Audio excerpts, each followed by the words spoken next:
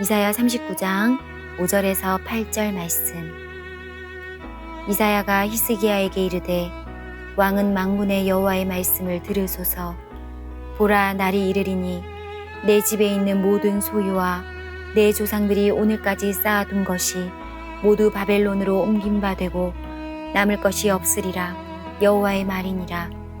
또 내게서 태어날 자손 중에서 몇이 사로잡혀 바벨론 왕궁의 환관이 되리라 하셨나이다 하니, 히스기야가 이사야에게 이르되 당신이 이른바 여호와의 말씀이 좋소이다 하고, 또 이르되 내 생전에는 평안과 견고함이 있으리로다 하니라. 아멘.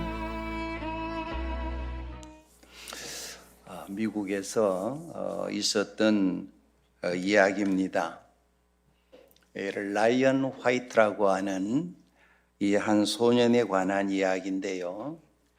이 라이언 화이트가 13살 되었을 때에 그 혈우병을 알아서 병원에 가서 수술을 하게 되었어요.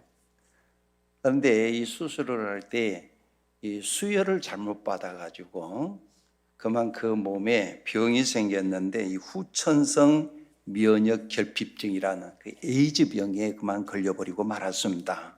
이거 뭐 속수무책이죠. 병원에서도 어떻게 할 수가 없는 이 병원의 잘못된 사건으로 인해서 그대로 죽음을 그는 기다려야만 했습니다. 죽음을 기다리는 이 아이를 바라본 부모님의 마음이 어떠했겠습니까? 그런데도 이 아이는 누구도 원망하지를 않았습니다. 의사 선생님도 부모님도 형제도 그리고 그 누구도 무엇도 원망하지 않고 항상 밝은 미소를 지으면서 모두들에게 친절하게 했습니다. 오래 염려하는 부모님을 위로하면서 날마다 기쁘게 그리고 행복하게 지냈습니다. 이런 사실이 방송 매체를 통해서 미국 전역에 전파가 되었을 때에 많은 사람들이 감동하게 되었고, 많은 사람들이 이 아이를 위해서 기도를 하게 되었습니다. 결국에 이 아이는 5년을 더 살고 그의 나이 18살 되었을 때에 그만 죽고 말았습니다. 그가 마지막으로 아버지와 나눈 이야기가 참 우리들의 마음을 감동하게 하고 있습니다. 이 아버지는 죽어가는 아들을 바라보면서 아들아, 미안하다. 아버지가 되고서 너에게 아무것도 해줄 것이 없구나. 이 아빠가 더 이상 어떤 선물도 줄 수 없음을 용서해다오. 그렇게 아들에게 이야기를 할 때에 이 병석에 누워있던 아들이 그 아버지를 향해 대답을 합니다. 아닙니다. 아빠, 전 지금까지 많은 선물을 받고 살았지만은 아무도 아빠가 나에게 준 선물만큼 귀한 선물을 준 사람은 없었습니다. 아빠는 내게 천국 열쇠를 주었습니다. 예수님을 소개해 주었고, 그리고 교회로 저를 인도해 주셨고, 말씀을 통해서 영생을 얻게 해 주셨잖아요. 이보다 더 위대한 선물이 어디 있어요? 오히려 근심하고 염려하는 그 아버지를 향해서 그 아들이 한 대답의 이야기입니다. 사랑하는 성도 여러분, 여러분들은 자녀들에게 어떤 선물을 주고 있습니까? 자녀들에게 가장 큰 선물이 무엇이라고 여러분들은 생각을 하고 있습니까? 5월은 가정의 달입니다. 언제인들 우리들이 가정을 소중히 여기지 않겠습니까마는, 그러나 이 5월을 맞이하면서 우리는 다시 우리의 가정을 한번 되돌아보고 생각해 볼 수 있어야 됩니다. 오늘의 이 가정들은 날로 그 기능이 상실되어 가고 있는 안타까움을 낳고 있습니다. 특히 자녀들의 양육에 있어서 그 어느 때보다도 부모님들의 그 책임, 부모님들의 그 역할, 그것이 중요한 때임을 우리는 인식하지 않을 수가 없습니다. 우리 가정의 가장 귀한 자녀들, 선물로 주셨는데 어떻게 양육해야 우리 하나님이 기뻐하시는 그런 자녀들로 지켜나갈 수 있을까? 자녀들을 양육하는 부모의 역할과 책임을 우리들이 한번 생각을 하면서 오늘 우리 신앙인들의 그 자녀 교육은 어떠해야 될 것인가? 우리 주시는 말씀을 통해서 함께 은혜를 나누고자 합니다. 먼저 우리 신앙인들의 자녀 교육의 첫 번째는 다음 세대에 대한 책임의식을 오늘 우리 부모님들은 먼저 가질 수 있어야 됩니다. 자녀들에 대한 이 책임의식을 느낄 수 있는 부모들이 되어야 됩니다. 이 사실을 이해하기 위해서 오늘 말씀에 나오는 이 히스기야의 이야기를 살펴보는 것이 좋을 것 같습니다. 히스기야는 유대나라 왕 중에 그래도 그런대로 선한 왕 중에 한 사람으로 오늘 우리들이 생각할 수 있습니다. 자, 열왕기하 18장 3절에 있는 말씀을 한번 보세요. 거기 보면은 히스기야가 그의 조상 다윗의 모든 행위와 같이 여호와 보시기에 정직하게 행하여라고 하는 것을 보게 되면은 히스기야 왕이 그래도 좋은 그런 평가를 받은 왕 중에 왕이었습니다. 그런데 이 왕이 한 40대 중반쯤 들었었을 때 그 몸이 아파요. 그의 몸이 아픈데 어떤 병 때문에 아픈가? 성경에 보면은요, 그의 몸에 종기가 났다. 이사야 38장 그렇게 말씀하고 있습니다. 근데 이 종기는 단순한 종기가 아닙니다. 치명적인 종기예요. 요즘으로 볼 것 같으면 암이에요, 암. 그러니까 그 몸에 지금 암이란 말입니다. 그래서 하나님께서 그 병으로 인하여 다시 일어나지 못할 것이다. 이사야 선지자를 통해서 하나님께서 말씀을 하셨습니다. 그 이사야 선지자가 가서 하나님께서 하신 말씀을 그대로 전했습니다.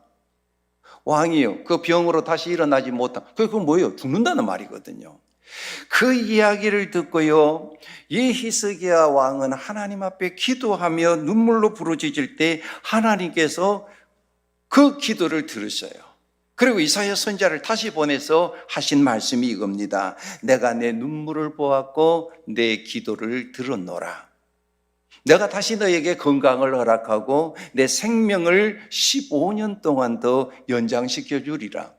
그리고 그 이웃에 있는 강대국인 이 아수르라고 하는 나라로부터 내 나라를 지켜 보호하여 줄 것이다. 아수르 군대를 막을 것이다. 아니, 죽을 병에서 깨끗이 고침을 받고 그리고 장대를 보장해 주었으니 얼마나 기쁩니까? 그런데 이 기쁨의 소식이 그 나라만이 아니라 온 세상에 그 소문이 퍼지기를 시작합니다. 그 주위에 많은 나라 가운데 퍼질 때에 그 주변에 있던 그 당시에 그 새로운 신강국인 그 바벨론, 지금 이라크죠. 한 이라크 근방에 있는 그 바벨론이라고 하는 그 나라, 그 왕이요, 이 축하 사절단을 보내요. 아니, 바벨론인만이 아니라 그 옆에 있는 모든 나라에서 왕들이 축하 사절단을 다 보냅니다. 그런데 문제는 이 사절단이 이 나라 저 나라에서 축하해 주기 위해서 이 유다 땅에 오게 되었는데요, 오니까 이 히스기야가 황송하기도 하고 흥분하기도 하고 정신이 제정신이 아니었던 모양이에요. 사신들을 데리고 이것저것을 구경을 시키는데 보이지 말아야 될 것을 보인 거예요. 보이지 말아야 될 것이 뭐냐면 은근히 자기 나라를 자랑하고 싶거든요. 그래서 자기 때에, 자기 조상 때에 모았던 은금 보화 있죠, 그것을 넣었던 그 창고문을 열어요. 창고문을 열어가지고 그 축하 사절단들에게 자기 자신을 은근히 과시를 하는 거예요. 이렇게 은금 보화가 우리나라에 많이 있다. 그리고 또한 이 창고문을 활짝 열어서 그 은금 보화를 자랑시킬 뿐만 아니라 유대 나라의 그 군사력도 과시하고 싶어서 무기고를 열어요. 그 보여주지 말아야 되는 거거든요. 무기고를 열어가지고 우리나라의 그 군사력, 그 무기에 대한 것을 저희들에게 다 보여주었단 말이에요. 그리고 극진히 대접해서 보내었습니다. 그런데 이게 하나님의 마음을 슬프게 했다는 거예요. 이런 모습을 본 하나님은 이사야를 통해서 그에게 무서운 재앙을 선고합니다. 그게 바로 오늘의 본문의 말씀이에요.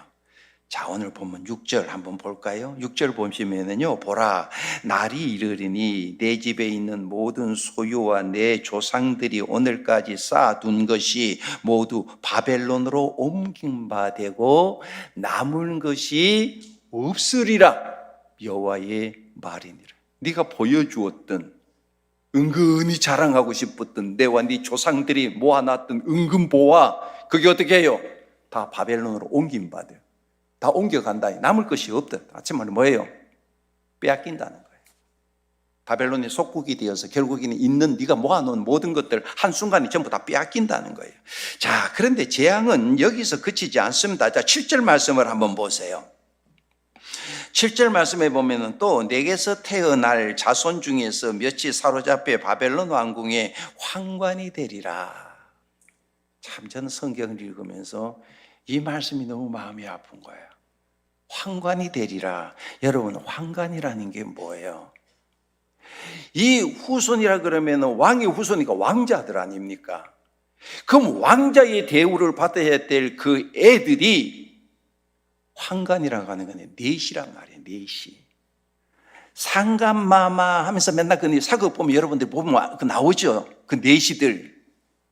사리스라고 하는 단어거든요. 왕자의 어떤 애우를 받고 대우를 받는 것이 아니라 네 자손들이 가서 넷이 된다. 바벨론에 가서 넷이 된다 이 말이에요. 얼마나 무서운 재앙이요 저주입니까? 그와 그의 조상들이 축적한 바로 그 모든 보물들이 하나도 남김없이 다 바벨론에 의해서 다 옮겨지게 되고 바벨론에게 다 빼앗기게 된다. 그 바벨론으로 옮겨오는 것도 히스기야의 보물만이 아닙니다. 장차 그에게 날 자손 몇 명이 바벨론 사람들에게 끌려가서 왕궁의 환관이 될 것이다. 내시가 될 것이다. 이 교만의 죄가 이렇게 무서운 거예요. 여러분, 우리는요 오늘 어린이 주일이잖아요.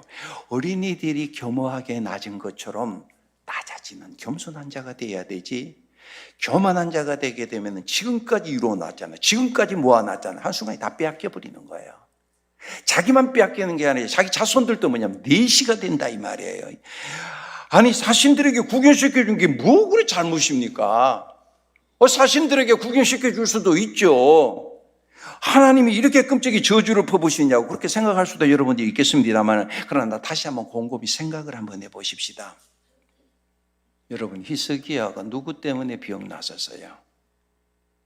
하나님 때문에 병 났잖아요.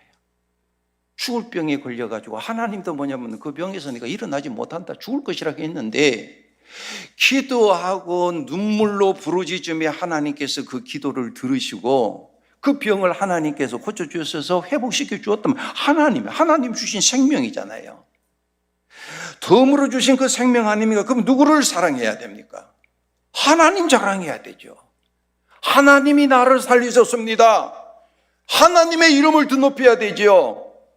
그까지 모아놓은 무기고 그리고 쌓아놓은 보물창고 구경시키면서 자기를 과시할 것이 아니라 우리나라를 지키시는 하나님께서 나를 이렇게 살려줘서 하늘의 태양을 보게 하고 세상의 만물을 보게 하시는 하나님, 그 하나님을 자랑해야 된다. 하나님을 드러내야 된다 이 말이에요. 근데 보니까 이런 방구도 없어. 성경을 제가 본문을 몇 번 읽었거든. 앞에도 있고 뒤에도 있고 아무리 읽어봐도 하나님이라고 하는 단어가, 엘이라고 하는 단어가 이런 방구도 나오지를 않아요. 그죠? 자기 자랑만 들어놓는 거예요. 내가 지금까지 쌓아놓은 보물, 내가 지금까지 이루어 놓았던 이 모든 것들, 그리고 우리의 군사력. 그래서 하나님께서 오늘 말씀이 이렇게 지금 저주를 내리고 있는 거예요. 여러분, 그럼 이러면 어떻게 해야 됩니까? 이런 상황을 맞이하면 우리가 어떻게 해야 돼요?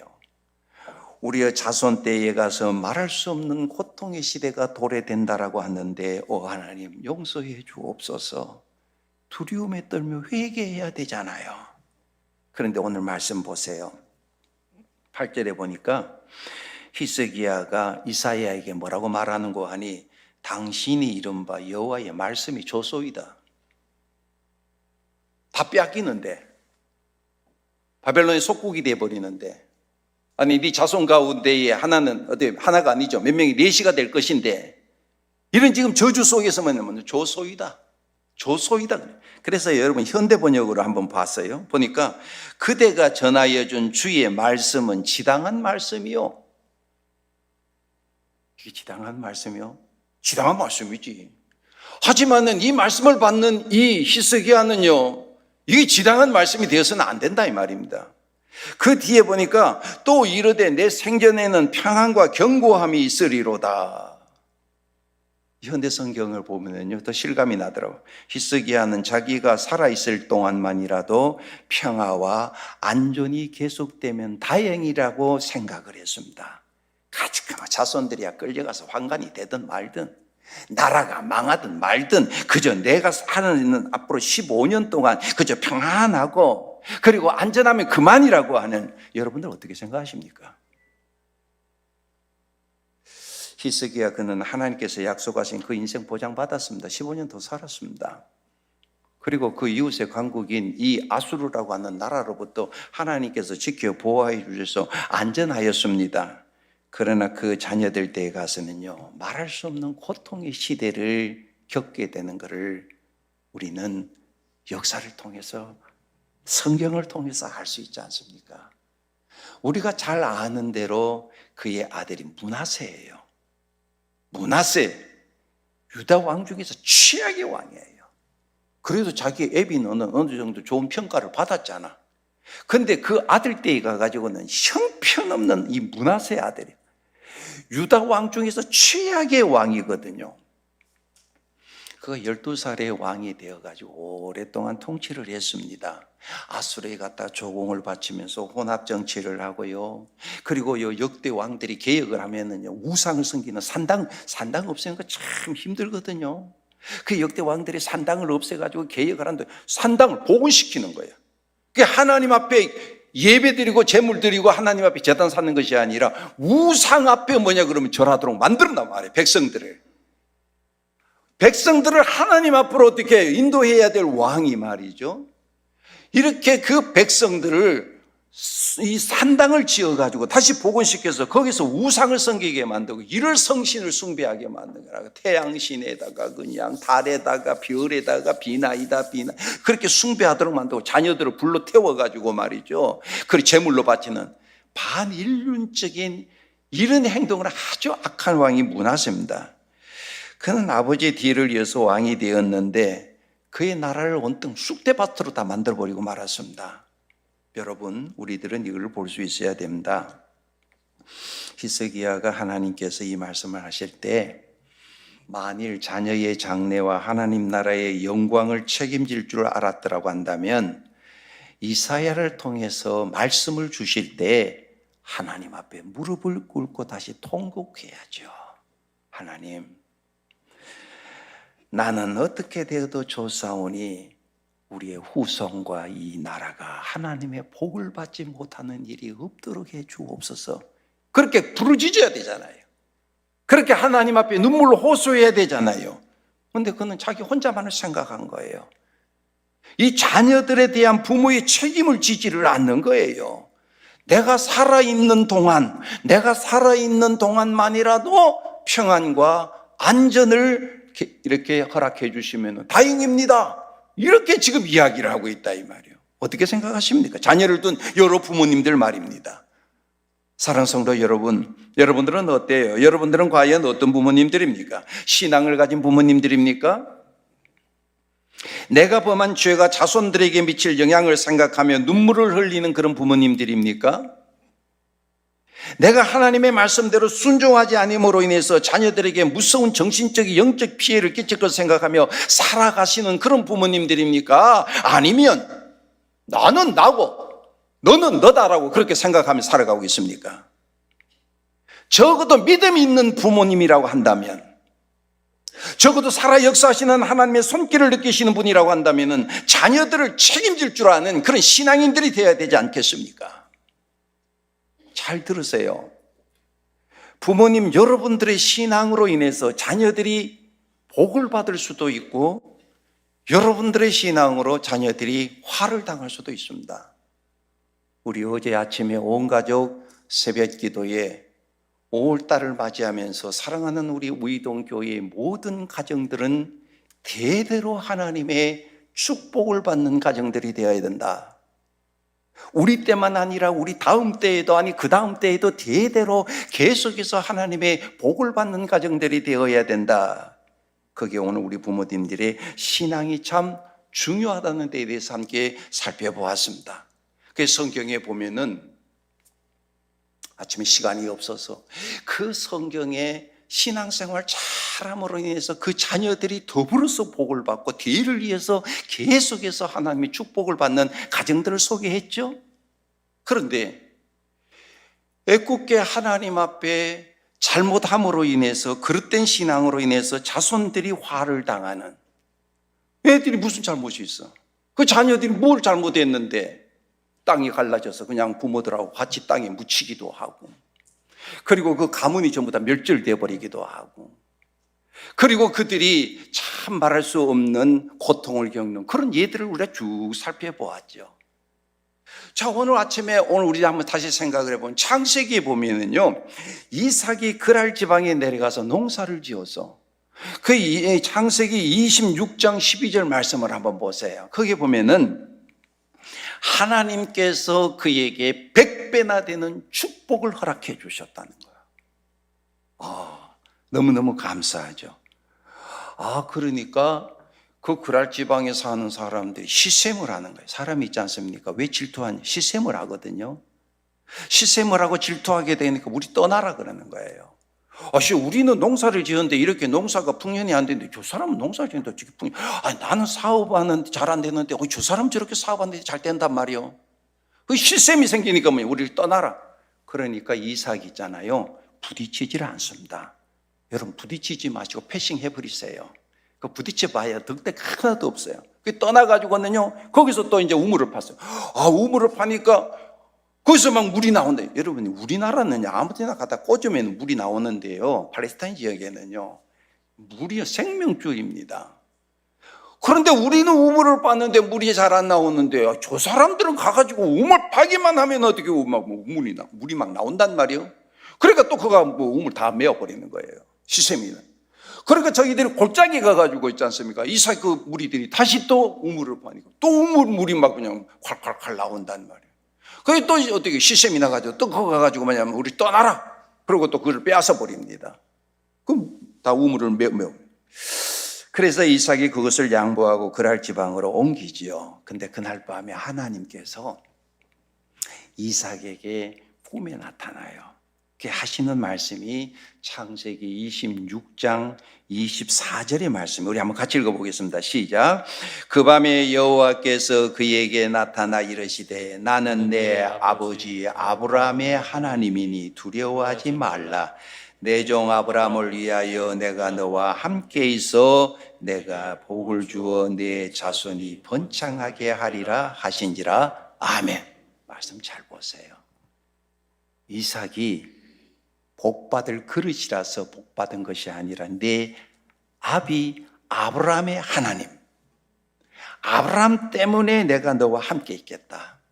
네 애비 아브라함 때문에 내가 너에게 복을 주겠다.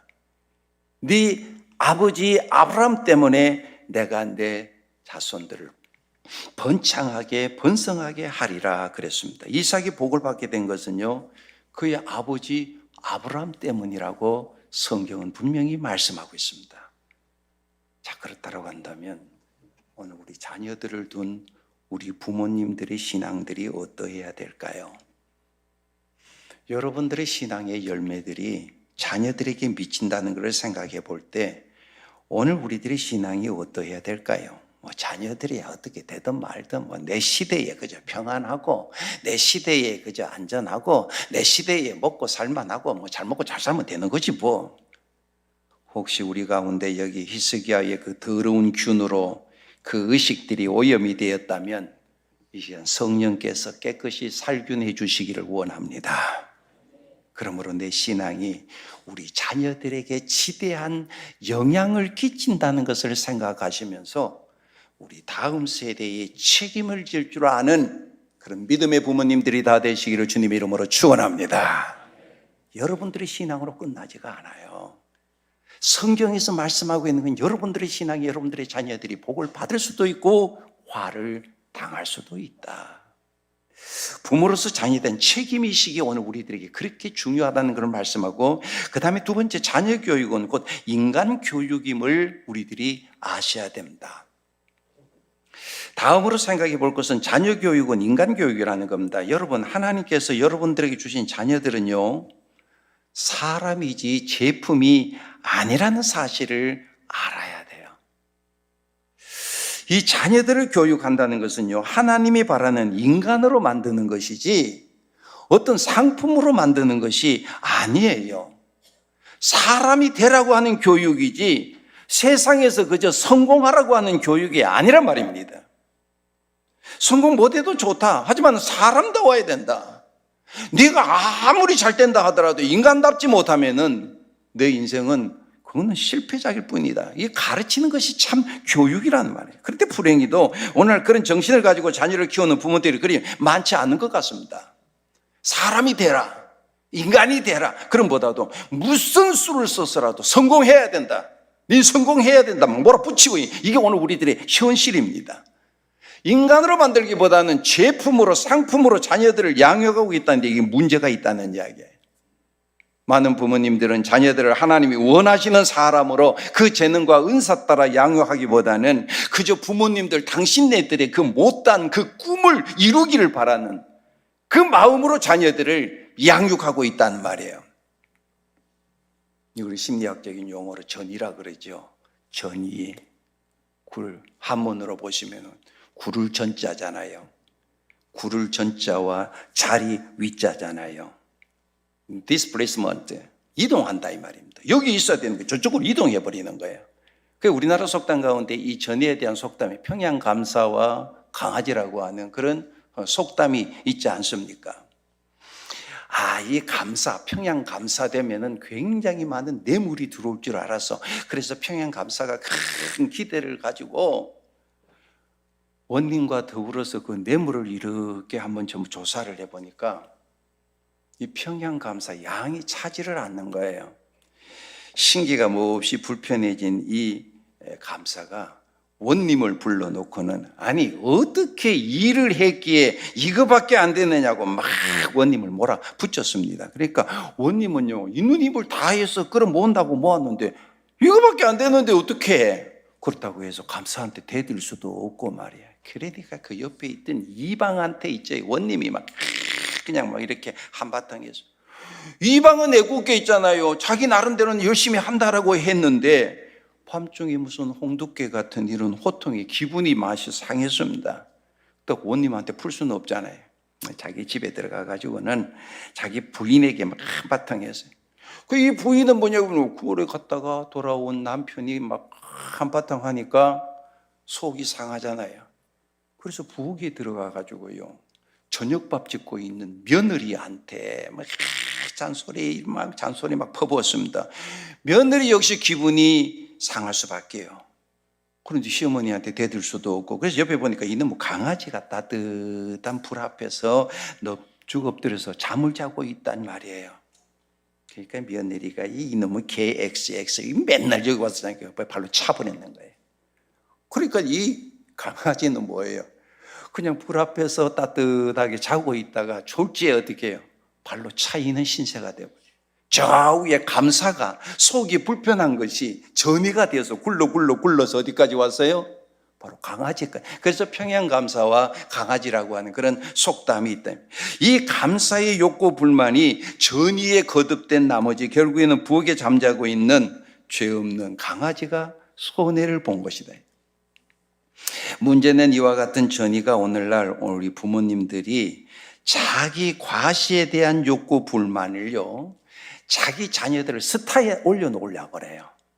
그래서 혹은 학교에서 우등생을 만들려고 그러고 인류대학교에 들어가게 만들려고 이렇게 풀어보려고 그럽니다. 그렇게 해서라도 자기의 자격지심을 해소해보려고 하는 이 보상의식, 보상심리들이 부모님들의 마음에 다 있다는 이야기입니다. 이런 부모의식은요, 곧 좋은 대학에 들어가는 건 많이 성공이요, 행복이라는 공식을 가지고 자녀를 가지기 때문에 자녀들의 가치관을 왜곡시켜 버린다는 겁니다.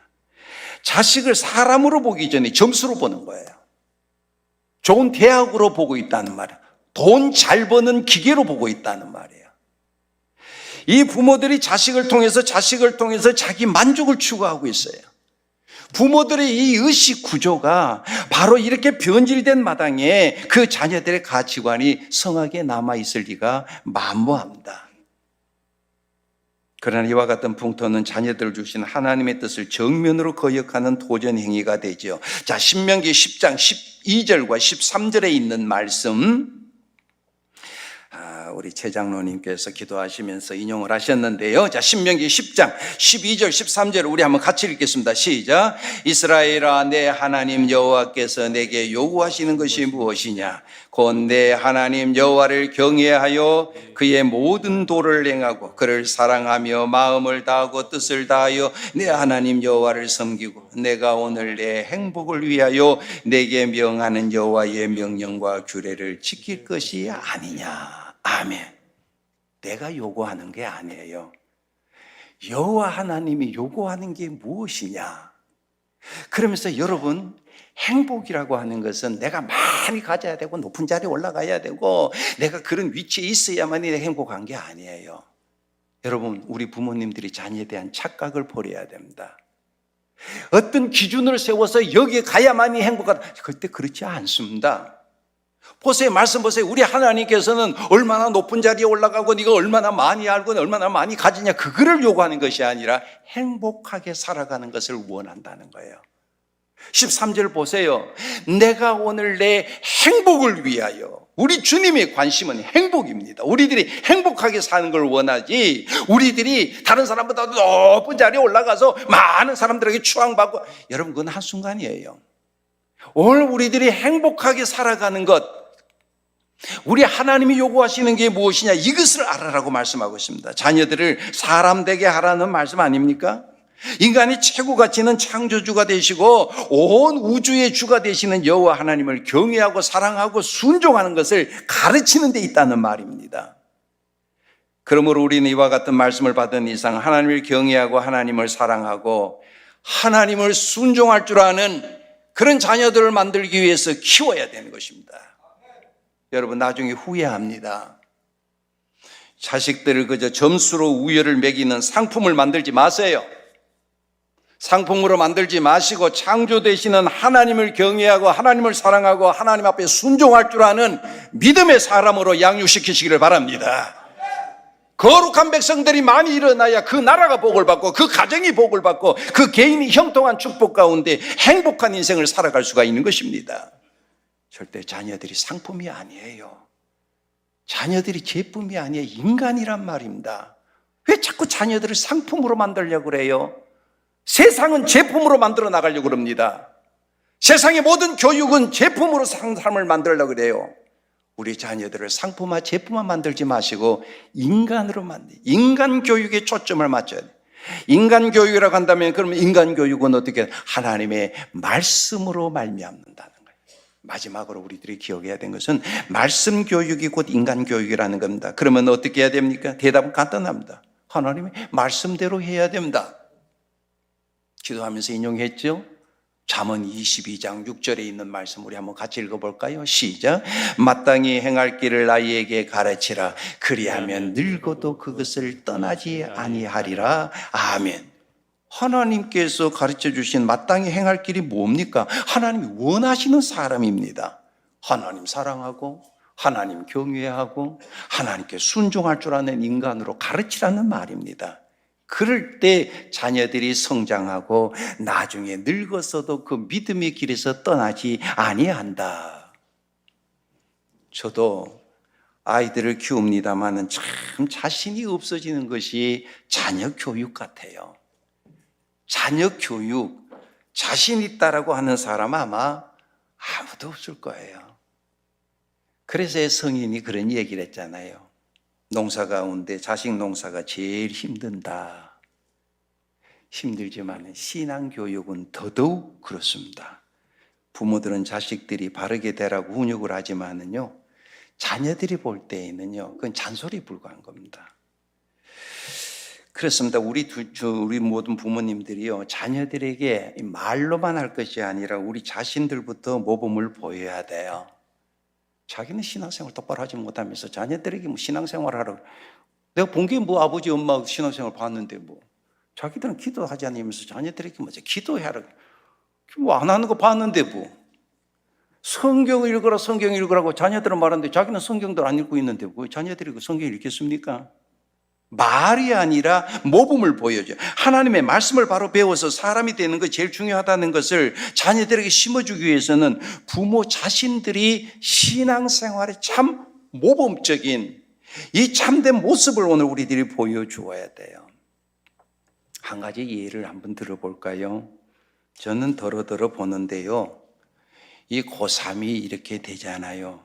그러면 교회의 직분을 맡은 자녀들 가운데에서도요, 잘 나오지를 않아요.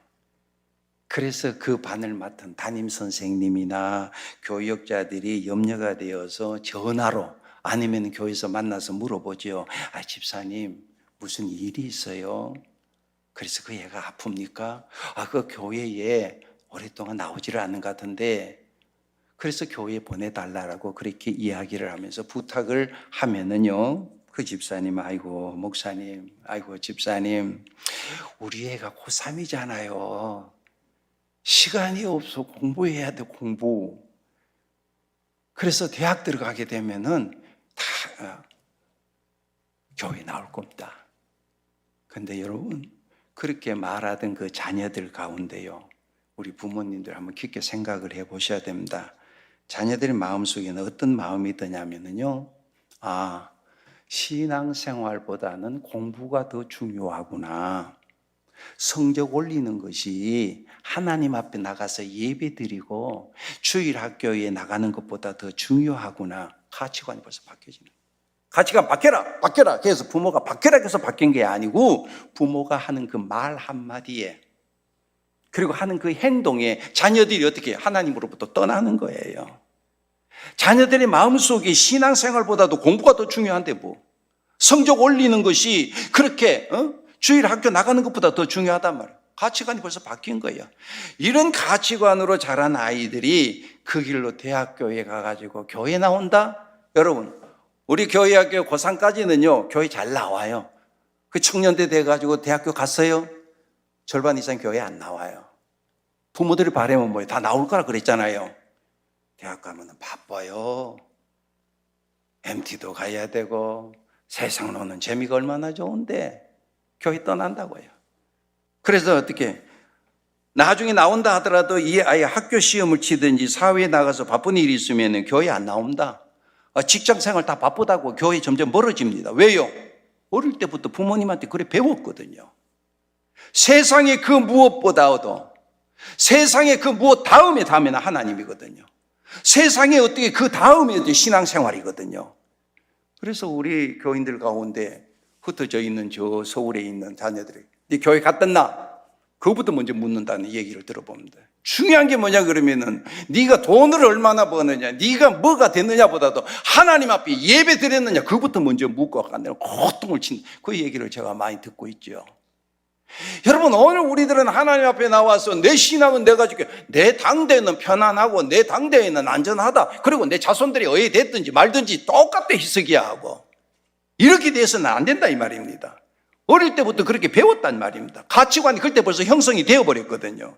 그저 영어 단어 하나 몇 개 더 외우고 수학 문제 몇 문제 더 문제 푼다라는 것이 그 아이가 성공하고 그 아이가 행복한 것 같습니까?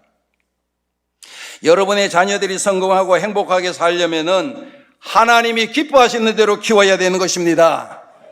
그래야 하나님이 여러분들의 자녀들을 책임져 주시는 것입니다. 아무리 알면 뭐하노? 좋은 대학 나오면 뭐하노? 하나님이 그 앞길을 열어주지 아니하면 불통인데, 형통한 인생, 행복한 인생, 축복한 인생은 하나님이 기뻐하시는 대로 해야 되는 거예요. 그래서 시편 37편 4절에 보면은 여호와를 기뻐하라, 그가 내 마음의 소원을 내게 이루어 주시리라 그랬어요. 하나님을 기뻐하는. 사랑하는 성도 여러분, 자녀들을 세상적인 방법으로 키우지 마시고 하나님의 방법으로 키우시기를 바랍니다. 세상은 온통 제품을 만드는 거예요. 훌륭한 상품을 전부 다 만들기에 혈안이 되어 있습니다. 그러나 오늘 우리 신앙인들은 천지의 주제가 되시는 하나님의 방법으로 사람을 만드는 겁니다. 이제 선택은 여러분들이 하실 것입니다. 여러분들은 어떤 방법으로 따라서 자녀들을 키우시기를 원하십니까? 사람의 방법입니까? 아니면 하나님의 방법입니까? 성령님께서 여러분 각자에게 대답을 들려주시기를 바랍니다.